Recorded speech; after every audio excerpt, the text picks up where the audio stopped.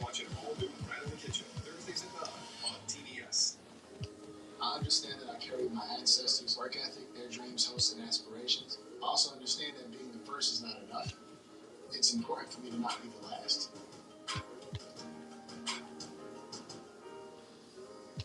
Can I hit the black? Yes, you can. Okay. Okay. Dress it up. That's fine. Smoking out. You playing? No, you here. Lighter? Yeah. If you smoke too. We Call them from over there, little piece in them, but you was in charge. Yeah, that's what I'm talking about.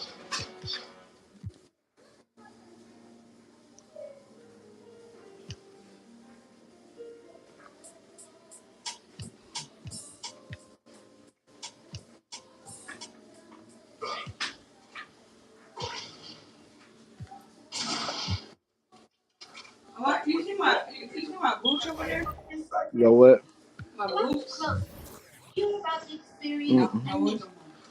Webster defines the nigger moment as a moment when ignorance overwhelms the mind of an otherwise logical Negro man, causing him to act in an illogical, self-destructive manner, i.e., like a nigger.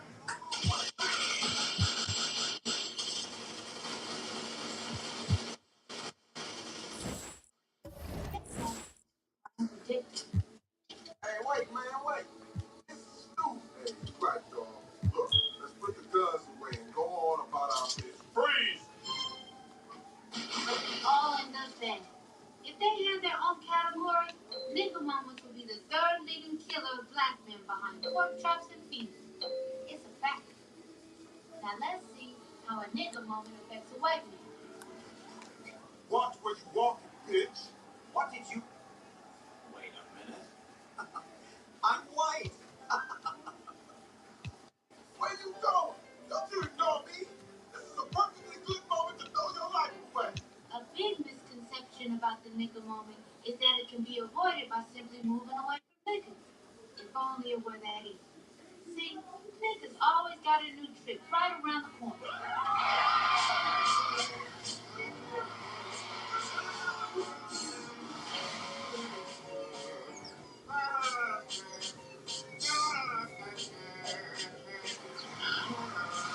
Listen up, boys. I'm about to sing the New Shoe song. New Shoe. Boy, nice to make some good shoes.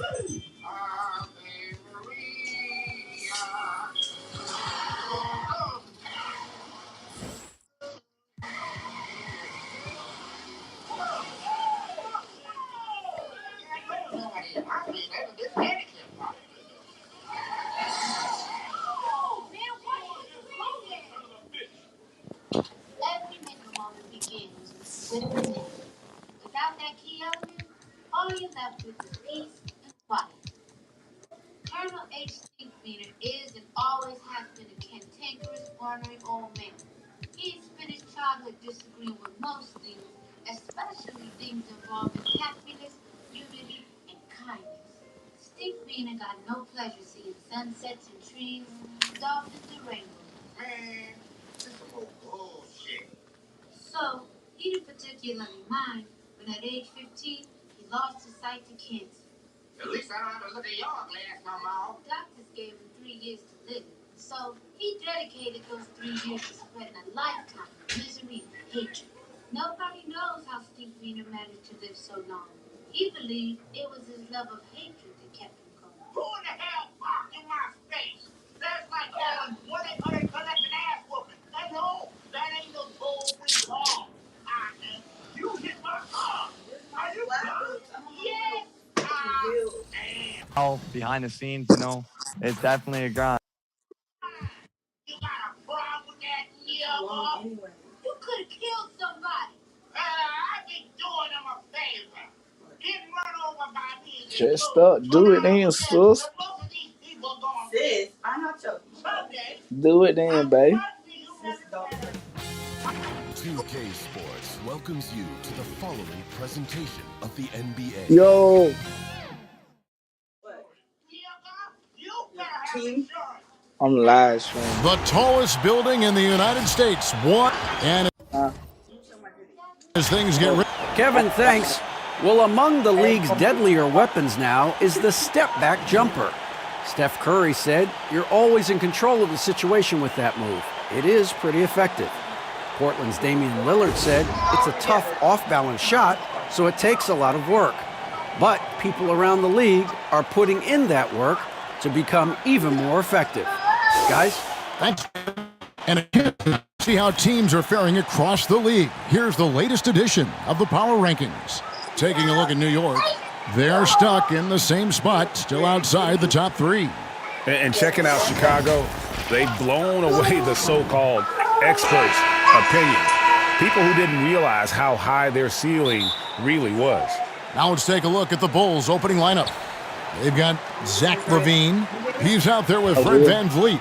And it's Ramirez in at the center, blocking down the middle. And for the Knicks, Julius Randle is out there with Mr. Incredible. Then it's R.J. Barrett. And it's Tate in at the 1 spot. Well, there's a tremendous demand in the NBA right now for the kind of build that R.J. Barrett gives you at that guard position. So sturdy, so strong, and he has a chance to be one of the best guards in the league for many years to come. Barrett against LaVine, and it's sent back by Carter.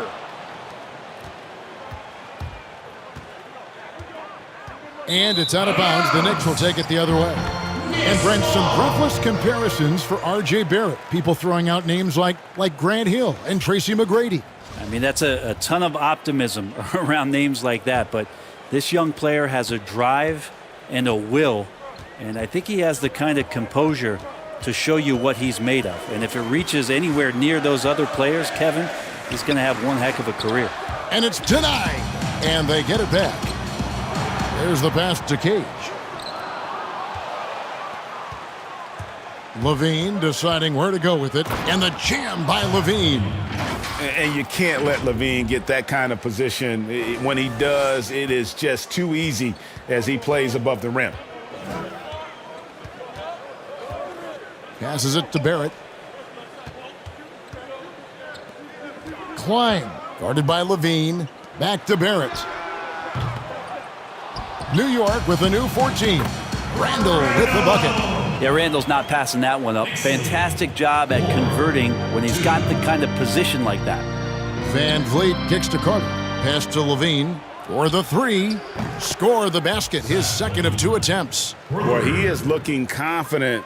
Love how they're using him so far. Yeah, right now I don't see any let up. Think he's going to just keep putting his foot on that gas pedal tonight.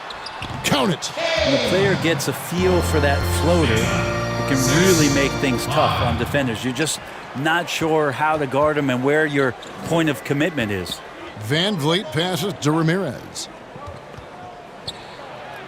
That's in, and he found his range with that one. Now 1 for 2. Uncovered at the rim, finding cracks in the defense here early on. Just really smart basketball and exploiting whatever holes that he's seeing right now in the defensive squad. Now here's Randle. In the game against Toronto, very impressive. And Barrett gets it to go. You know, at this point of the year, what's the main thing Brent, a head coach, has to do to keep his team focused for the second half of the season? I think at this point, the foundation that you've laid should be there. So now what you try to do is schematically, maybe you go through some different defensive coverages. You try some different combinations of players to make sure that guys can make that adaptability quick enough that if that becomes part of a playoff scheme, you're ready for it. Both teams deciding to change it up. And here in the first, about 3 minutes in,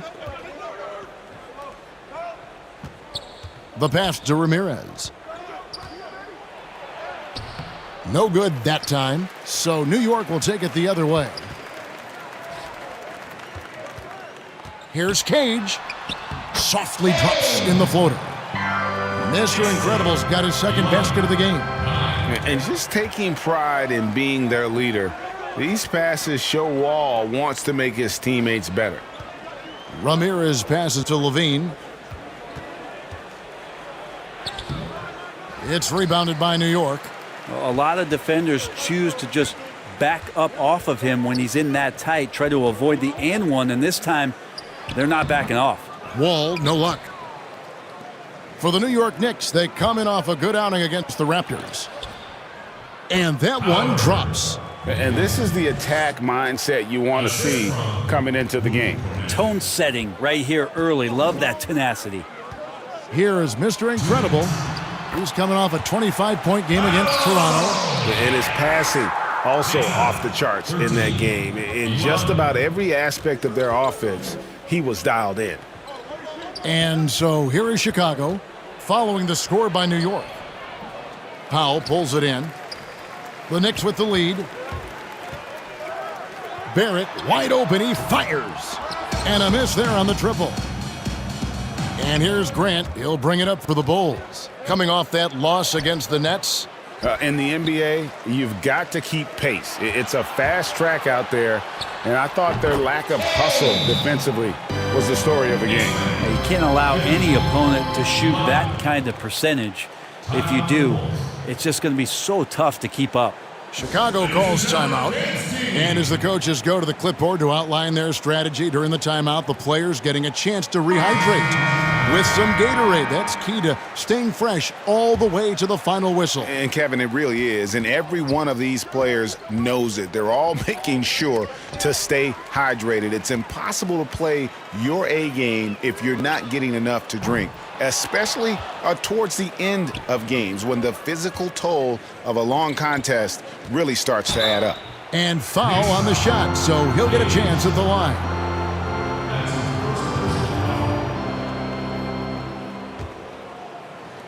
.103 left in the first. Here is Mr. Incredible. He has 6.